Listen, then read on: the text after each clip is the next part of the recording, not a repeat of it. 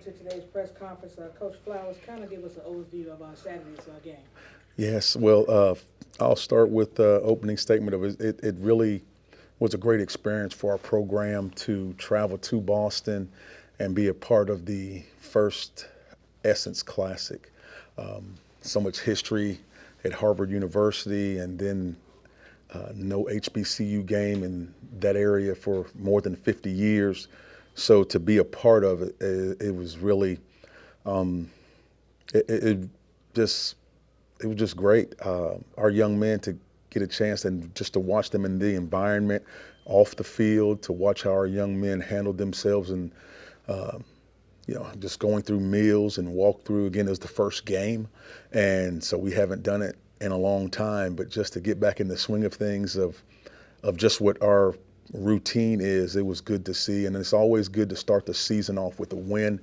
I want to say that it had been a while. The last 3 years, we've been able to start the season with a win. And I know our first year in 22, that was one of the things that we looked at. I believe JCSU, in the past, we hadn't started off with a win, and it was like 10 years. And so now we were able to say in 23, we started the season off with a win against West Virginia Wesleyan in 24, last year against Tuskegee in the Red Tails Classic, and now this year in the Essence Classic, we start off with a win. But a performance that I think our young men, they earned that performance from the good off season, the good summer, and the good preseason training camp that we had. Coach, talk to me about the atmosphere. You never know what to go into when you go into these neutral site classics, and this one happened to be kind of cracking. Just talk to me about the atmosphere and having that stands full behind you like it was. The atmosphere was homecoming like in some ways. Wow, it was different because the way that our locker room was set up is when you come out of the locker room, you had to walk through all of the vendors and things like that, and what could be a distraction. And so what I want to say is that I'm so proud of our team and our program, because what we lean on is our experience. And we leaned on our experience on Saturday, well, heck, the whole trip, because if you were a young team, that atmosphere could have really caused you to not perform the way that you normally would like to. And it was an atmosphere, the stand, it was something watching the stands just continue to fill up, because the Morehouse band was on our left at the edge of the stands when we first started. And I guess the organizers or whatever, they moved them all the way to the other side by the time, because we were able to just watch it slowly fill up over there. And man, it was a great atmosphere. I really liked that there were plenty of young Pop Warner age kids there on the bottom row. So I couldn't get on my guys too much, because I really like our guys to stay engaged in the game. But you have so many kids that were, being engaged during the course of the game, and it was just a great environment. It really helped fuel the whole game. It was good. It was good for us. And I noticed, y'all were real chill, in the locker room, and y'all really seemed to wake up when you did the big dogs walk in. Yeah. Talk to me about, number one, what it was like seeing your team wake up, and if you can, talk to me about those chants. You guys have a lot of spoken rituals, spoken mantras that y'all go by, and I noticed it woke y'all up. Just talk to me about how it woke you up then, and just kind of the chants and how you use them. Well, I'll say, when you say woken up, that's a great word to use, because we're very, very conscious of, there's a lot of energy that goes into playing a football game, and we're very conscious of, you don't want to play the game before the game starts. And now when the game starts, you don't have the energy to give what you want to. So again, that's been a process. You look at some places or some folks, they'll in warm-ups, they're just so hyped up and geeked up, and then the game comes, by the second quarter, all their gas is gone. And so we really speak to getting yourself ready. The slow buildup is what we call it. And that slow buildup was just going and going. And then when we get to the big dogs, now those big dogs, that's our O-line and D-line. And what we know is that if you're going to win in football, you have to have good lines. And we really, that's that's our way of showing our linemen, our big dogs, that it's all on you. It's all on you. And so when we say the big dogs are in the house, that's a chant. When those linemen come out, that's when we really know it's time to get ready to go. And as you can see, our team gets behind it. Our linemen get behind it because they know it's about them. And if you look at, there was a clip that I saw, HBCU game day. It was a nice one that one of our running backs got a touchdown, and they're on the sideline and they're kind of celebrating, but they point to the offensive line and said it wouldn't happen without them. And that's from the big dogs. And our defensive line, we play 12. We're going to rotate 6 D tackles. We're going to rotate 6 D ends. And so it really is about the big dogs. And then the other chant that we have a chant that we say before the game and after the game, and really just speaks to our culture and our core values about working hard and believing in each other and those things. But our team believes in it. And it's a chant that I got from 1999 when I was an assistant at one of the top high school programs in the country, Duncanville High School. I was assistant there under Coach Bob Alpert, who's from North Carolina, Aberdeen, North Carolina. And on his staff at that time, they had just won a state championship, and he hired me as a quarterbacks coach. And they did so many things. Everything you hear about Texas high school football is true. And so, but some of the things that they did in the program, I still carry right now with our program. And that chant is definitely one of them. I think I heard you correctly a couple weeks ago, maybe the second to last preseason scrimmage, inter-squad scrimmage that you had. Mm-hmm. You were happy with where they were, but also pleased that you had some things still to sort of hammer them with prior to the opener. But then when you look at the opener, you guys look pretty good for the opener. Does that make it difficult to sort of coach up mistakes and so forth? Not at all. Not at all. We were able to find a whole lot of mistakes that were made in the first game. But overall, I will say I'm so proud of our young men. Our young men that defensively, we have really, for the last 2 years that we've had a top defense in D2, we have dropped a lot of interceptions. We caught them. And that's been a focus for us. A focus for us has been to create more turnovers on defense. We did that. There's 3 things that we felt were the key to winning the game. It was protect the football without turning it over. It was tackling well, and then it was handle the venue. And I thought we did all 3 very well. We have a lot to clean up this week. And our guys know that our opponent coming in is going to demand that we clean it up if we want to come out with a win. So I like the progress that we've made over the summer, then in the training camp, and then after the first game. Just great progress. I really like the fact that we have a lot to work on because if we were hitting on all cylinders right now, it would be so hard to keep that through 10 regular season games and then a conference championship game, and then through the playoffs. So we're eager to get back to work. Yeah, don't want to peak in September. I understand. That's right. Obviously, you have a long history with your quarterback. Yes. And you were very excited about what he could bring to the table offensively, yes. not just with his arm, but with his legs as well.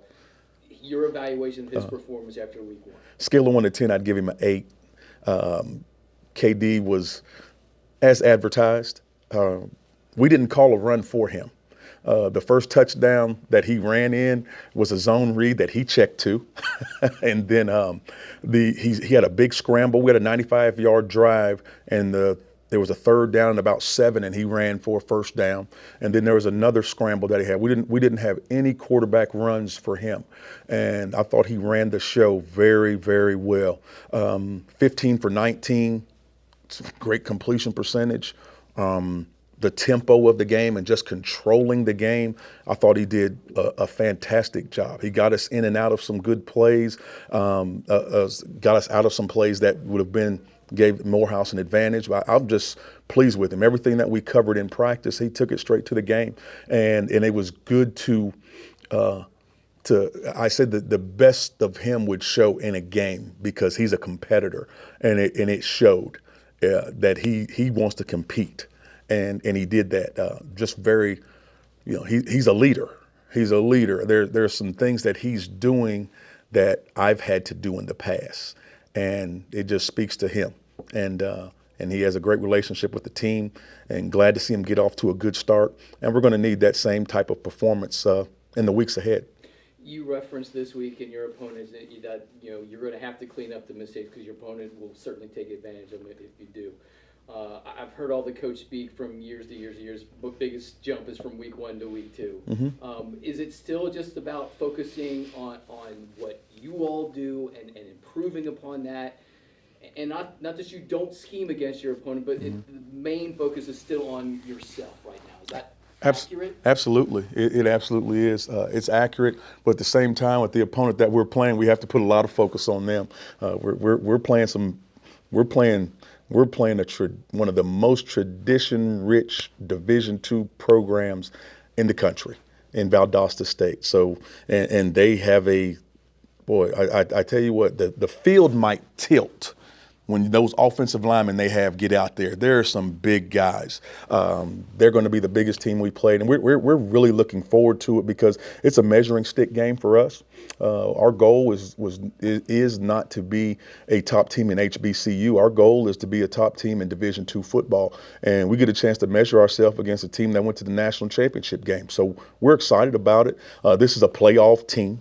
And one of our goals is to go to the playoffs. So what better way to see where you are than to line it up against them? And we're looking forward to it. Very talented team, well-coached team.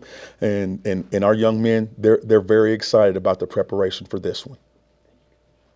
Coach, I noticed that Valdosta State is coming to us. You don't see many CIAA teams hosting a perennial powerhouse as Valdosta State. How did you get Valdosta State to come up here, to host? Well, I'll give you the truth. The truth is we were turned down by about 8 teams. We found out they weren't signing our contract when their schedule came out, or we just didn't agree to terms, I guess. But Valdosta State, when they called, we're not going to be running from anybody, and so. And they said they wouldn't mind coming here. So that's how it happened. We had an opening on the schedule, and they had an opening on the schedule. And it's time for us to play this type of opponent. As you look at how we've built our program the last few years, our schedule really has grown the way that our program has grown. After our 7-3 season, the talk from outside was, well, they're winning, but they're not beating the top tier teams in the CIAA. Even though Winston at that time, they weren't one of them, and we hadn't beat Fayetteville State. And so then the following year, last year, we played Virginia Union and Virginia State and came out on the winning ends of that. So we took care of that question. Now, can you compete against top teams in Division II? Here comes Valdosta State. So as the program has grown, the schedule has grown, and we're going to look to see where we are this weekend. But that's how the game came about. I'm glad we've got it on our campus, and we'll need an advantage. We're looking for all the Golden Bull faithful to come out and cheer loud, come early, because they're going to come early. When I say tradition brings something with it. They know how to come to prepare for a ball game. They're going to be here for warm-ups. They're going to be checking us out in warm-ups. We want the Golden Bull fans to come out early also. And this does give you an advantage because most likely you will see this type of team in the playoffs. No doubt about it. There's no doubt about it. Valdosta State and the Gulf South Conference. The Gulf South Conference, they've lost some teams. It's not as big as it has been in the past because teams are leaving and a couple of teams have stopped playing football. But the Gulf South Conference is known as the SEC of Division II, which means, and everyone knows what the SEC is in FBS football, how strong that conference is. That's what the Gulf South is. And Valdosta State is always one of the top teams there. So we know what we're up against, and we know that we're not in the same region as them. The NCAA has moved the CIAA to Super Region 1 now, away from Super Region 2, where Valdosta State in the Gulf South Conference and the SAC 8, where they're still located. But if you're going to make a run through the playoffs, you're going to have to see these type of teams. And we're looking forward to this big one on Saturday. Have you seen, well, let me go back just a little bit. During pregame, I talked about the venue of Harvard itself. When you did your pregame speech, it was echoing through the back. I mean, Yeah. it kind of gave me chills. Just talk to me about the venue and just how old it was. I mean, playing at a plate that was all concrete. It felt like the Coliseum Yes. or something, you know. I wanted, was it 1906? I think when the stadium was built, and so it's, you know, they told us stories while we were there, that there can't be any additions to the stadium because it's a historic landmark and because of the age of it. And so if you looked at the stadium, you'll see that any bleachers they had, those like temporary bleachers, they were in the very top, but they were put in there. They weren't built in there. And so it really, and you say gladiators, there was like, you come underneath the stadium. You can come underneath the stadium and then come out into the stadium.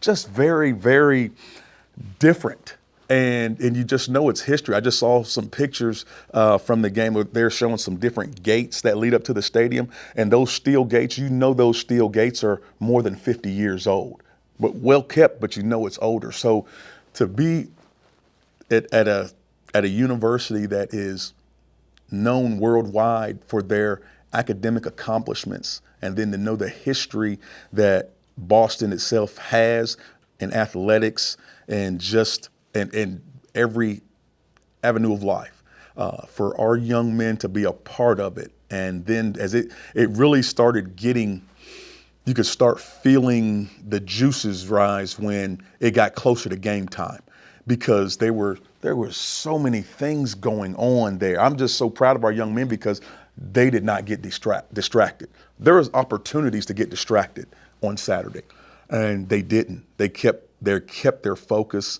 And when we got on the field, it just seemed like it was different when you got on the field. Everything was going on outside, but when you got on the field, it just seemed like everything was a calm. We were playing on new turf. Harvard had new turf installed in the summer. We were the first game played on that turf. And that's another thing that our young men take pride in, because we had new turf a couple years ago at our place. And so there were so many firsts with the game, but the build up to the game had a big game feel to it. And I'm just glad we were able to answer the bell. We started fast. That helped us. But it was a great venue. It was a great venue for us. And the crowd, my goodness, the crowd, it was hey man, more of a homecoming type of game, more of a homecoming type feel. Very loud, very into it with everything. I think the only thing that slowed us down a little bit were the referees. They had too many yellow flags out there going, but it was a good day for us. And then looking forward, seeing the Clark Valdosta game, you know, I tell people in our chat all the time, you know, Clark is the SIAC Smith to a lot of people, the team that's building and putting some things together. What did you take from the showing that Clark had against Valdosta in terms of this not just being a game where it's like, hey, we welcome the team in, that's a perennial team, to a team that's like, hey, we might knock them off. Watching, well, first off, hearing the score after our game, 31-28, Valdosta State, and then to know that that Clark had an opportunity to drive and kick a tying field goal at the end of the game. You know, that really shows what head coach Teddy Keaton is doing with this program, that he's not a one-hit wonder for 1 year, that he's building there. And first off, hats off to them. And then to watch the game on film, they did some good things. But you know, we have nothing but respect for everything that Valdosta State has done in the past and what they did last year, and for what their new head coach has done right now. Nothing but respect for them, because they're a model in Division II. But by all means, these Golden Bulls don't go out for that a boy, and you almost did. We're going to win this game on Saturday. We're going with the attitude to win. We're not looking to play a close game. We're not, you know, we know it's going to be a tough one. We know we're going to have to earn it, but we're not looking to come in and kiss their championship rings. We respect them all in every way, but we're a hungry team. We want to get national respect also. So the only way to gain some national respect is beat a team that's got national respect. And so we're looking forward to them coming. We're studying them on film. Nothing but respect. We respect every opponent, but especially this one. But we think we play a good brand of football also, and we're looking forward to the challenge on Saturday.